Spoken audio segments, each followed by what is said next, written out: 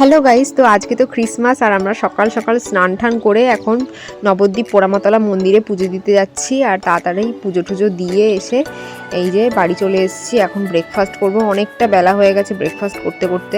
তারপর ব্রেকফাস্ট করে নিয়ে একটু রোদে বসে আছি।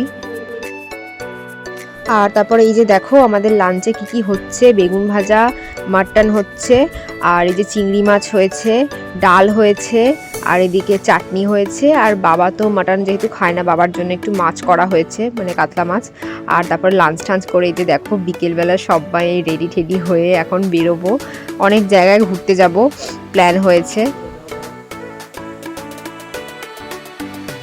এই যে আমরা বেরিয়ে পড়েছি। দেখো তোমরা খালি কোথায় কোথায় যাই না যাই। 60 ফুটের একটা গৌরাঙ্গ দেখবো এখন, ওই যে দেখতে পাচ্ছ দূরে, বিশাল বড়। আমি তো ফার্স্ট টাইম আসলাম এখানে, খুব খুব খুব ভালো লাগছে দেখে।